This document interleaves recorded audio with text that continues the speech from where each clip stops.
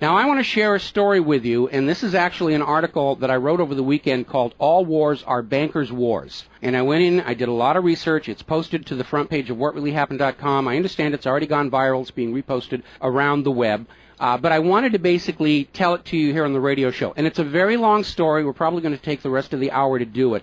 But it's something that you need to understand, that all of these wars and assassinations that we're told are crazed lone nut assassins or weapons of mass destruction or bringing democracy, all of them track back to the private central bankers as the initiating event. And the more you study this, the more you will realize all the wars are wars for the bankers, for the private central bankers. And I know a lot of people are going to have difficulty comprehending this, just how many of these wars we have fought as a nation were fought for no other purpose than to force private central banks onto nations that did not want them. So we're going to have a few examples so you understand why at this particular time in history the United States government is mired in so many wars against so many foreign nations. And there's plenty of precedents for this. Now, going back to the beginning, the United States fought the American Revolution primarily over King George III's Currency Act, which forced the colonists to abandon their own government-issued currencies and conduct business only using printed banknotes borrowed at interest from the Bank of England. If you go back to the writings of Ben Franklin, direct quote, the refusal of King George III to allow the colonies to operate an honest money system which freed the ordinary man from the clutches of the money manipulators was probably the prime cause of the revolution. That's Ben Franklin. Now, our public schools don't teach that because you're not supposed to know that the bankers were really behind the American Revolution. After the Revolution, the United States adopted a revolutionary, radically different economic system in which the government issued its own value-based currency so that private banks couldn't skim the wealth of the people through interest-bearing banknotes. So the American Revolution was fought primarily to free the American people from King George III's Currency Act, which ordered them to conduct all business using printed banknotes borrowed at interest from the Bank of England. So the Bank of England was just, raking in wealth from the labor of the American people in exchange for ink and paper. And that fueled the anger that led to the American Revolution. Your public schools don't spend a lot of time on that, but that was really what it was all about. So the revolution was over, the United States was born, but the private bankers are nothing if not dedicated to their schemes to acquire other people's wealth, and they knew full well how easy it is to corrupt a nation's leaders. Now, just 1 year after Mayor Amschel Rothschild had uttered his infamous, "Let me issue and control the nation's money, and I care not who makes the laws," private bankers succeeded in setting up a new private central bank called the First Bank of the United States, largely through the efforts of the Rothschilds' chief supporter in the United States, Alexander Hamilton. Now, this First Bank of the United States was founded in 1791, and by the end of its 20-year charter, the First Bank of the United States had almost ruined the nation's economy while enriching the bank's owners. As a result, Congress refused to renew the charter and signaled their intention to go back to a state-issued, value-based currency on which the people paid no interest at all to any banker. This resulted in a threat from Nathan Mayer Rothschild against the U.S. government. Quote, "Either the application for renewal of the charter is granted, or the United States will find itself involved in a most disastrous war." End quote. Congress still refused to renew the charter for the First Bank of the United States, whereupon Nathan Mayer Rothschild railed, quote, "Teach those impudent Americans a lesson. Bring them back to colonial status." End quote. Financed by the Rothschild-controlled Bank of England, Britain then launched the War of 1812 to recolonize the United States and force them back into the slavery of the Bank of England's banknotes, or to plunge the United States into so much debt they would be forced to accept a new private central bank. And the plan worked. Even though the United States won the War of 1812, Congress was forced to grant a new charter for yet another private bank, issuing the public currency as loans at interest, the Second Bank of the United States. Once again, private bankers were in control of the nation's money supplied and cared not who made the laws or how many British or American soldiers had to die for it. So once again, the nation was plunged into debt, unemployment, poverty by the predations of the private central bank, and in 1832, Andrew Jackson successfully campaigned for his second term as president under the slogan, "Jackson and no bank." True to his word, Jackson succeeded in blocking the renewal of the charter for the Second Bank of the United States of America. And this was where that famous quote came from Andrew Jackson. Quote, "Gentlemen, I too have been a close observer of the doings of the Bank of the United States. I have had men watching you for a long time, and I am convinced that you've used the funds of the banks to speculate in the breadstuffs of the country. When you won, you divided the profits amongst you, and when you lost, you charged it to the bank. You tell me that if I take the deposits from the bank and annul the charter, I shall ruin 10,000 families. That may be true, gentlemen, but that is your sin. Should I let you go on, you will ruin 50,000 families, and that would be my sin. You are a den of vipers and thieves. I've determined to rout you out, and by the eternal God, I will rout you out. End quote. Andrew Jackson. Shortly after the charter for the Second Bank of the United States expired, there was an assassination attempt on Andrew Jackson, and it failed when both pistols used by the assassin, Richard Lawrence, failed to fire. Later on, Lawrence explained the motive for the assassination by saying that with President Jackson dead, money would be more plenty. So it was an assassination motivated by the interests of the bankers. Now, our public school system is as subservient to the bankers' wishes to keep certain history from you, just as the corporate media is subservient to Monsanto's wishes to keep the dangers of GMOs from you, and the global warming cult's wishes to conceal from you the fact that Earth has actually been cooling for the last 16 years. So it should probably be no surprise that the financial dimension of the Civil War are not well known to the average American. It's portrayed in our history books and our popular media as an internal dispute over slavery, but in fact it was a war with global implications. When the Confederacy seceded from the United States, the bankers once again saw the opportunity for a rich harvest of debt and offered to fund Lincoln's efforts to bring the South back into the Union at 30% interest.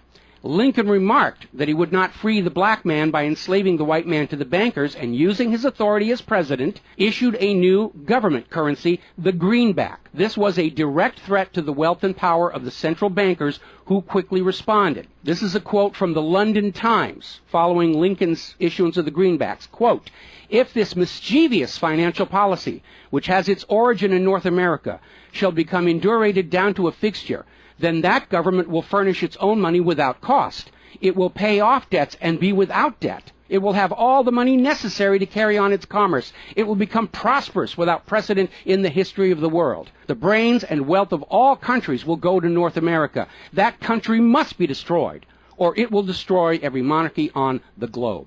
So, goaded by the private bankers, much of Europe supported the Confederacy against the Union, with the expectation that victory over Lincoln would mean the end of the greenback. France and Britain seriously considered an outright invasion on the United States in support of the Confederacy, but they were held at bay by Russia. A little bit of history most Americans don't understand. Russia came to the aid of Lincoln's Union during this crisis. Now, at that time, Russia had just ended their serfdom system, and they had a state central bank similar to the system the United States had been founded on. Now, free of European intervention, the Union won the war, and Lincoln announced his intention to go on issuing the greenbacks. Following Lincoln's assassination, the greenbacks were pulled from circulation, and the American people forced to go back to an economy based on banknotes borrowed at interest from the private bankers. So finally, in 1913, the private central bankers of Europe, in particular the Rothschilds of Great Britain, the Warburgs of Germany, met with their American financial collaborators on Jekyll Island, Georgia, to form a new banking cartel with the express purpose of forming the Third Bank of the United States, with the aim of placing complete control of the United States money supply once again under the control of private bankers. Owing to hostility over the previous banks of the United States, the name of this third bank was changed to the Federal Reserve, in order to grant the new bank a quasi-governmental image. But in fact, it is a privately owned bank. It's no more federal than Federal Express. In fact, last year, the Federal Reserve successfully rebuffed a Freedom of Information lawsuit by Bloomberg News on the grounds that as a private banking corporation, and not actually a part of the U.S. government, the Freedom of Information Act did not apply to the operators of the Federal Reserve. So 1913 proved to be a transformative year for the nation's economy. First, with Congress' passage of the 16th Income Tax Amendment and the false claim it had been ratified. Here's another direct quote. "I think if you were to go back and try and find and review the ratification for the 16th Amendment, which was the internal revenue, the income tax, I think if you went back and examined that carefully, you would find that a sufficient number of states never ratified that amendment," end quote. That's U.S. District Court Judge James C. Fox in Sullivan versus United States, 2003. Later that same year, 1913, and apparently unwilling to risk another questionable amendment, Congress passed the Federal Reserve Act over the Christmas holiday in 1913, while members of Congress opposed to the measure were at home. This was a very underhanded deal, as the Constitution explicitly vests Congress with the authority to issue the public currency, does not authorize its delegation, and thus would have required a new amendment to transfer that authority to a private bank. But pass it, Congress did, and President Woodrow Wilson signed it as he promised the bankers he would in exchange for generous campaign contributions. Now, President Wilson later regretted that decision. You've probably heard this quote before, but you're going to get it again. Quote, "I am a most unhappy man. I have unwittingly ruined my country. A great industrial nation is now controlled by its system of credit. We are no longer a government by free opinion, no longer a government by conviction and the vote of the majority, but a government by the opinion and duress of a small group of dominant men." That was Woodrow Wilson writing in 1919. Now, 1 year after the passage of the Federal Reserve Act, World War I started, and it is important to remember that prior to the creation of the Federal Reserve, there was no such thing as a world war. Now, World War I actually started between Austria, Hungary, and Serbia, but quickly shifted to focus on Germany. Why Germany? They didn't start the war. Why was Germany the villain in World War I?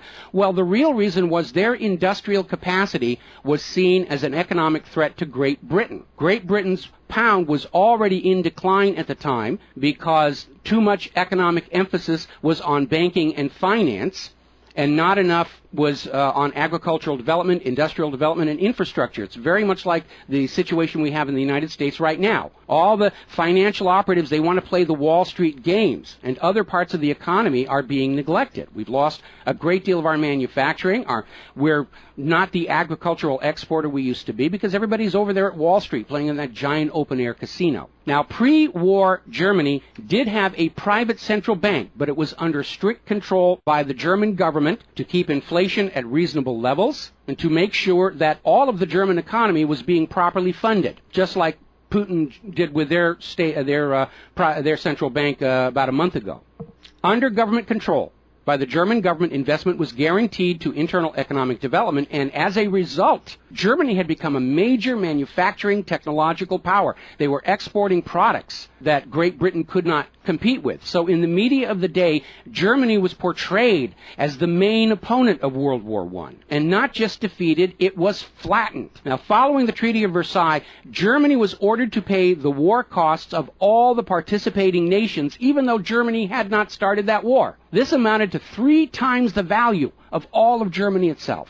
Germany's private central bank, to which the German government had gone deeply into debt to pay the cost of the wars, was allowed to break free of government control. That led to the massive inflation of the Weimar Republic, followed, permanently trapping the German people in endless debt. And money speculators were running rampant, and it led to these situations where you had literally a whole basket full of paper notes to get a loaf of bread. Now, when the Weimar Republic collapsed economically, it opened the door for the National Socialists to take power.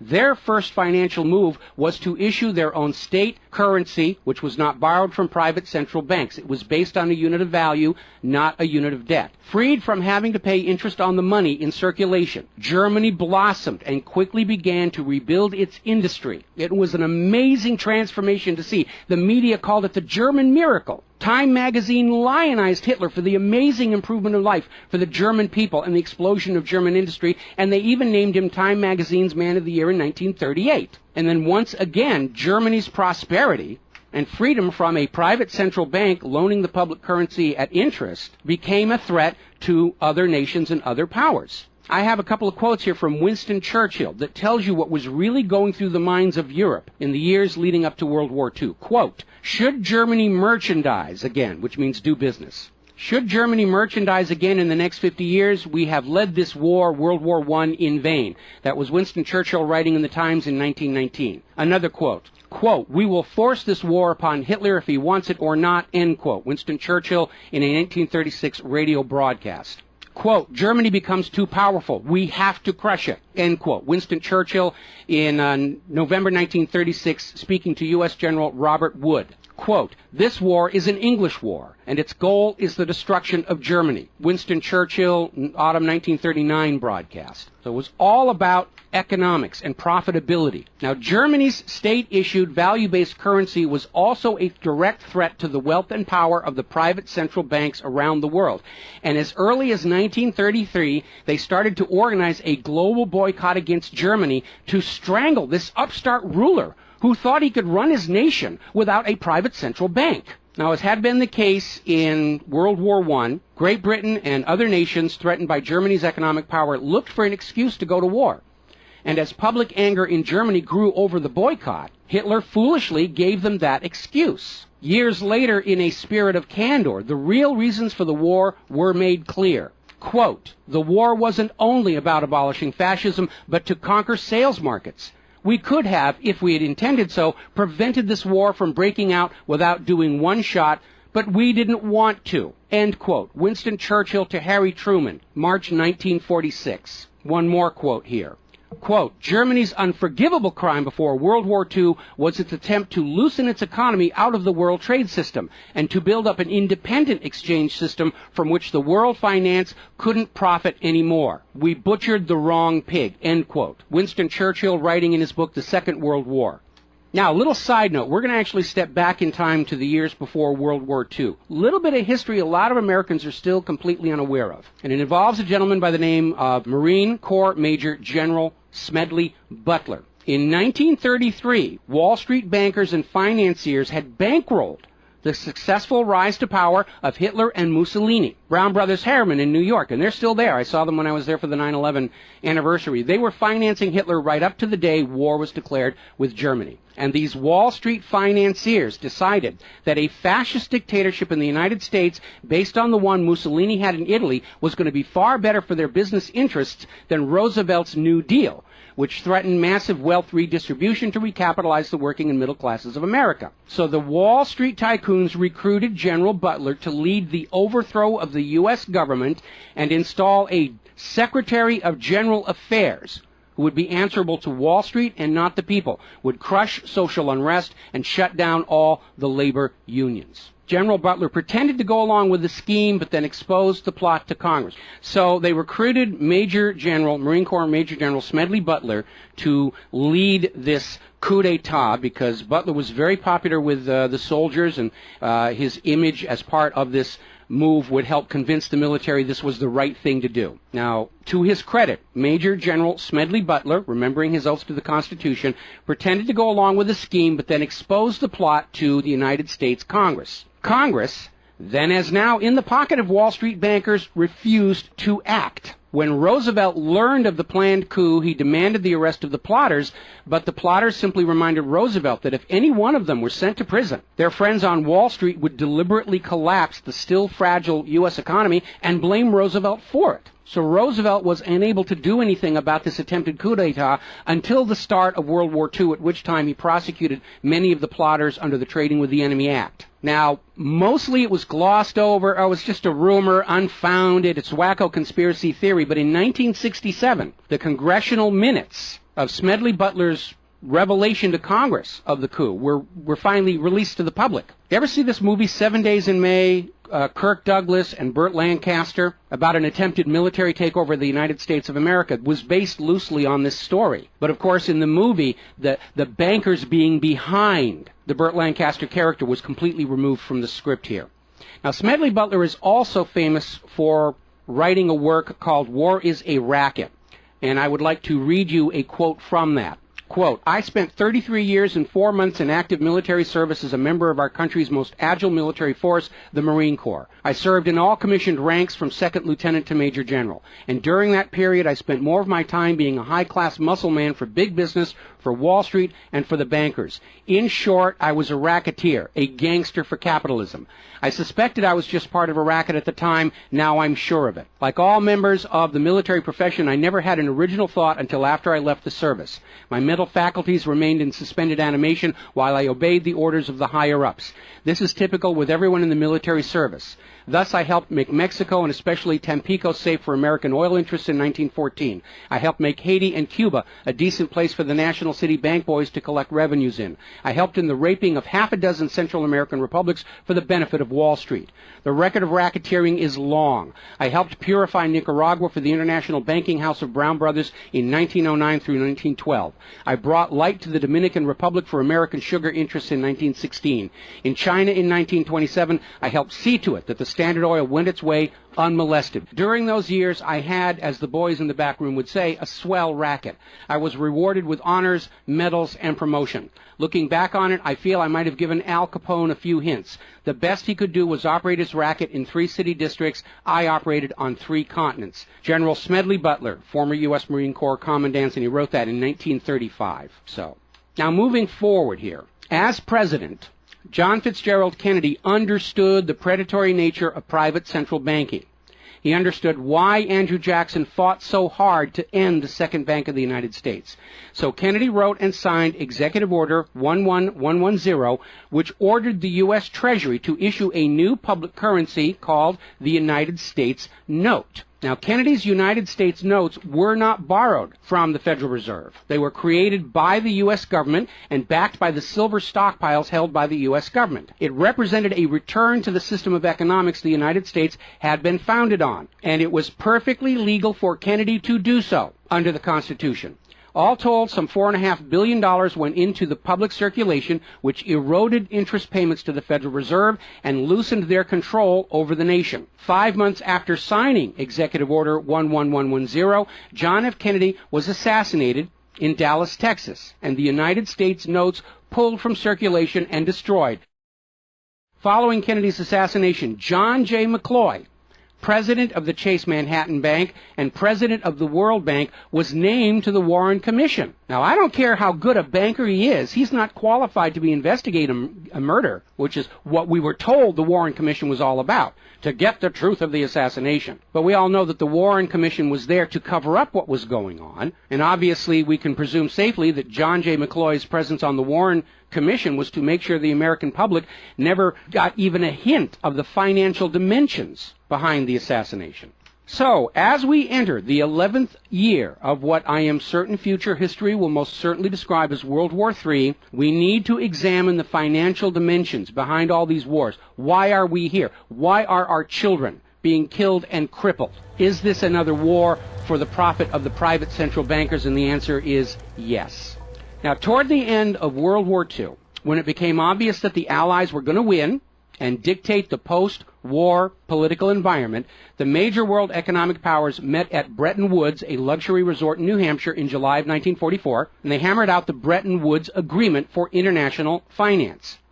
The British pound lost its position as the global trade and reserve currency to the U.S. dollar. There are indications this was part of the price demanded by Roosevelt in exchange for the U.S. entry into the war. Now, absent the economic advantages of being the world's go-to currency, Britain was forced to nationalize their Bank of England in 1946.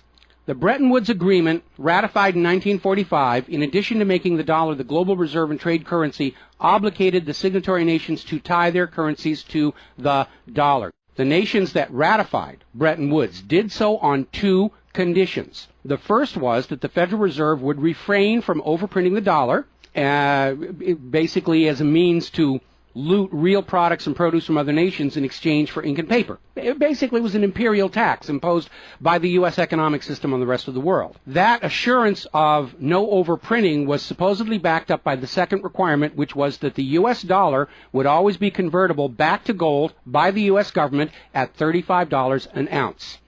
Now, of course, the Federal Reserve, being a private bank and not answerable to the U.S. government, did in fact start overprinting paper dollars, which were sent to other nations around the world, and under Bretton Woods, they had to send back products and produce and raw materials at full value. And much of the perceived American prosperity of the 1950s and 60s was the result of these foreign nations having to send real raw materials, goods, produce, back to the United States in exchange for these little pieces of paper with ink all over them, because they were forced to accept these paper notes as being worth $35 per ounce of gold. Then in 1970, France started looking at this huge pile of printed paper notes sitting in their bank vaults, for which real French products like wine and cheese had been traded, and it notified the United States government that they would exercise their option under Bretton Woods to return all those paper notes for gold at the agreed-upon $35 per ounce exchange rate. The problem was the United States had nowhere near the gold to redeem all those paper notes. So on August 15, 1971, Richard Nixon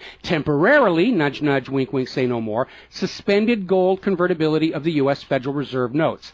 This Nixon shock, as it was termed at the time, effectively ended Bretton Woods, and many global currencies started to delink from the U.S. dollar. And it created another problem, because the United States had been collateralizing their loans, money borrowed from other governments and foreign investors, with the American nation's gold reserves. And with the awareness that there wasn't enough gold to redeem all the Federal Reserve notes, lenders to the U.S. were starting to wonder, did the U.S. government have enough gold to collateralize their outstanding debts? Foreign nations began to get very nervous about the loans to the United States, and they were understandably reluctant to loan any additional money without some form of collateral. So what Richard Nixon did is he founded the environmental movement with the EPA and its various programs like wilderness zones and roadless areas and heritage rivers, wetlands, and all these other little different programs, which all took vast areas of public lands and made them off limits to the American people, who are technically the owner of all those lands. But Nixon had no concern for the environment, and the real purpose of this land grab, under the guise of the environment, was to pledge those pristine lands and their vast mineral resources as collateral on the outstanding national debt. The multitude of all these different programs was simply to conceal the scale of the land grab and collateralization of the American people's heritage. And it actually today covers almost 25% of the entire nation, is now locked up by these EPA programs and pledged as collateral on government borrowing. Now, with open lands, available lands for collateralization already in short supply, the U.S. government embarked on a new program to shore up sagging international demand for the dollar. The United States approached the world's oil-producing nations, mostly in the Middle East, and offered them a deal. In exchange for only selling their oil for dollars, the United States would guarantee the military safety of those oil-rich nations. The oil-rich nations would agree to spend and invest their U.S. paper dollars inside the United States, particularly in U.S. Treasury bonds, which would be redeemable through future generations of U.S. taxpayers. The concept was labeled the petrodollar.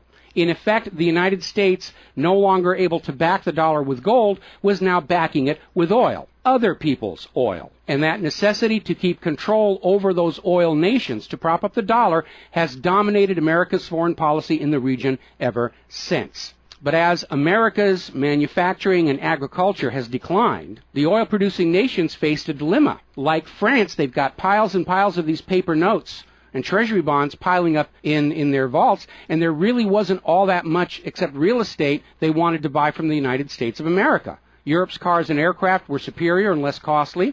In more recent times, America's experiment with GMO food crops has led a lot of nations to simply avoid buying U.S. agricultural exports. Israel's constant belligerence against its neighbors has caused the oil-producing nations to wonder if the U.S. could actually keep their end of the petrodollar arrangement. So oil-producing nations started to talk of selling their oil for whatever currency the purchasers wanted to pay. Iraq, already somewhat hostile to the United States following Desert Storm, demanded the right to sell their oil for euros in 2000. In 2002, the United Nations agreed that Iraq had a right to sell their oil for euros under the Oil for Food program. 1 year later, 2003, the United States reinvaded Iraq, lynched Saddam Hussein, and placed Iraq's oil back on the world market, only available for U.S. dollars.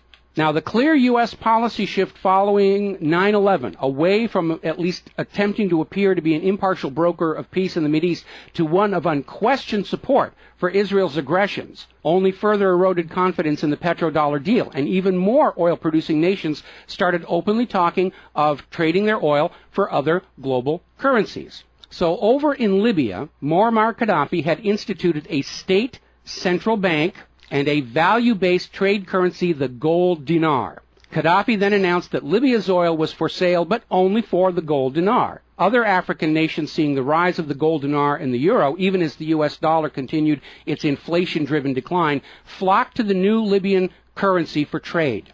This move had the potential to seriously undermine the global hegemony of the dollar. French President Nicolas Sarkozy reportedly went so far as to call Libya a threat to the financial security of the world. So the United States invaded Libya under the guise of supporting a popular rebellion. They brutally murdered Gaddafi, apparently because the object lesson of Saddam's lynching had not been enough of a message, imposed a private central bank, and returned Libya's oil output to dollars only. The gold that was supposed to be made into the gold dinars, as of the last report I could find, unaccounted for. Now, according to General Wesley Clark, the master plan for the dollarification of the world's oil nations included 7 targets: Iraq, Syria, Lebanon, Libya, Somalia, Sudan, and Iran. Venezuela, which has started selling their oil to China for the yuan, seems to be a late addition. What is notable about those original 7 nations targeted by the U.S. is that none of them are members of the Bank of International Settlements. This is the private central banker's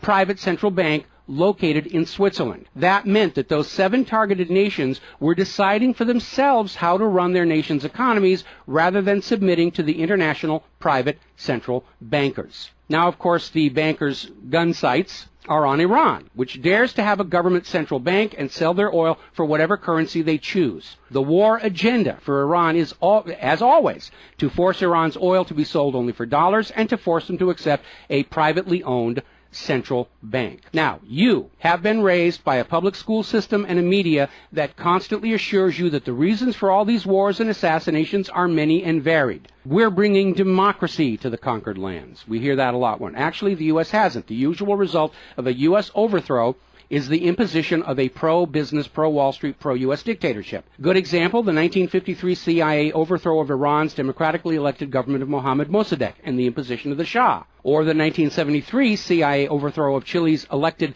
government of President Salvador Allende and the imposition of the dictator Augusto Pinochet. Another one of the excuses we'll get is we have to save the people from a cruel oppressor. That's the one they're using in Syria right now. Revenge for 9/11. That was a big one going into Iraq. And then later on, President Bush was caught on video saying, no, Iraq had nothing to do with 9/11. And behind all of them, that tired, worn-out, catch-all excuse for invasion, weapons of mass destruction. Assassinations are always passed off as crazed lone nuts to obscure the real agenda. And the real agenda of the bankers is very simple. It is enslavement of the people by creation of a false sense of obligation. Now, that obligation is false because the private central banking system by design creates more debt than money with which to pay the debt. There is no way out the way it's set up. It's impossible to escape as long as you're playing by their rules. And you need to understand, private central banking is not science. It is a religion. It's a set of arbitrary rules created to benefit the priesthood, meaning the bankers, and it is supported only because people believe this is the way it's supposed to be.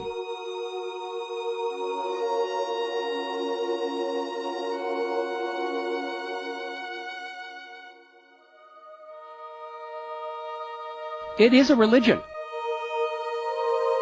It's a set of arbitrary rules created to benefit the priesthood, meaning the owners of the private central banks. The fraud persists with often lethal results only because the people are brainwashed into believing that this is the way life is supposed to be, and no alternative exists or should even be dreamt of.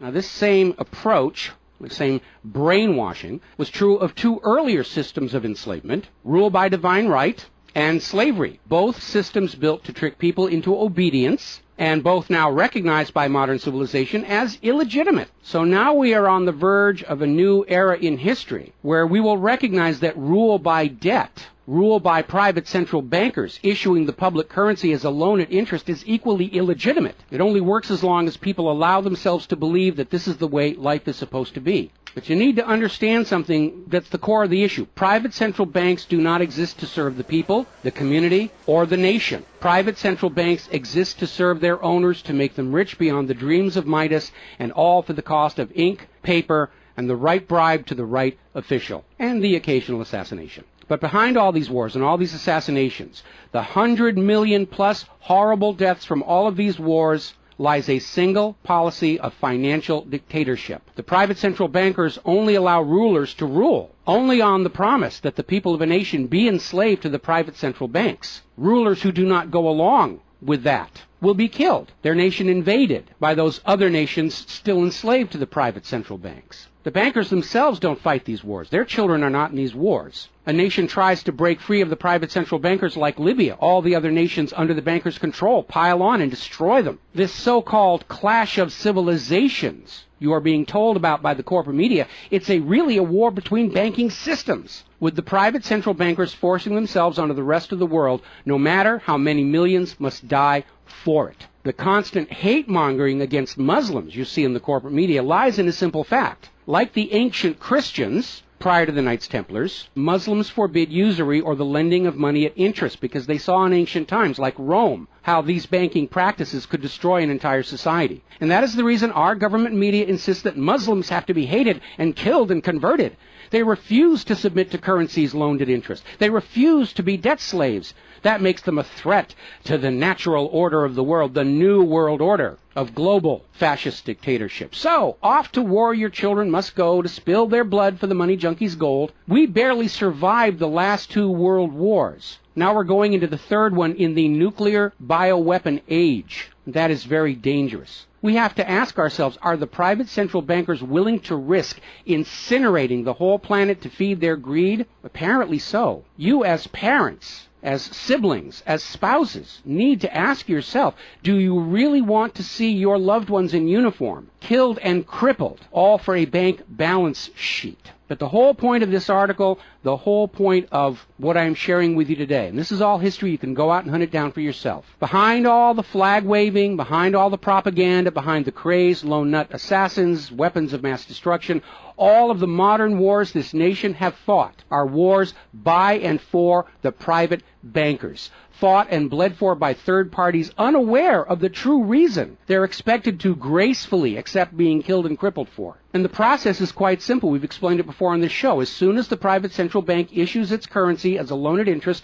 the public is forced deeper and deeper into debt. When the people are reluctant to borrow anymore, that's when the Keynesian economists demand the government borrow more to keep the pyramid scheme working. When both the people and the government refuse to borrow anymore, that is when the large wars get started, to plunge everyone even deeper to debt to pay for the war, and then after the war to borrow even more to rebuild. And when these horrible wars are over, the ordinary people have basically what they had before the war, except their graveyards are a lot larger, and everyone is in debt to the private bankers for the next century. That is why Brown Brothers Harriman in New York was funding the rise of Adolf Hitler, because war is the bankers' richest harvest.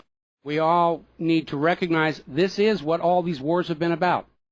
Private central banking, enlarging their domain, imposing their will on nations that do not want it, imposing their system on the rulers of nations who do not want it. Bribery, blackmail, assassination, they will do anything to maintain their stranglehold on the productivity of the world's people. And as long as private central banks are allowed to exist, inevitably, as the night follows the day, there will be poverty, hopelessness, millions of deaths in endless world wars until the earth itself is sacrificed in flames to Mammon. The path to true world peace lies in the abolishment of all private central banking everywhere, and a return to the state-issued, value-based currencies that allow nations and people to become prosperous through their own labor and development and efforts. Now, I mentioned the Knights Templars. Prior to the Knights Templars, Christianity, like Islam, forbade usury because Christianity, much of Orthodox Christianity, came out of Rome, and they had seen firsthand what debt-based economies do, even to the Roman Empire. They'd seen it firsthand. So they had a ban on usury. And the Knights Templars were able to basically either bribe or blackmail the Pope to get a special dispensation that allowed them to rent money, is what they called it. They didn't call it usury, they called it renting money. A lot of modern predatory banking practices were pioneered by the Knights Templars. and they plunged Europe into hopelessly unpayable debt until finally French King Philip IV, otherwise known as Philip the Fair, did the only solution he could do, because he understood as long as you believed in the rules of the bankers, as long as you played by the rules they created to serve themselves, you are hopelessly trapped. And so Philip thought outside the box, and I know he's demonized for it, but in looking at the history of the Templars, it was his last resort. He sent messages to all of the regions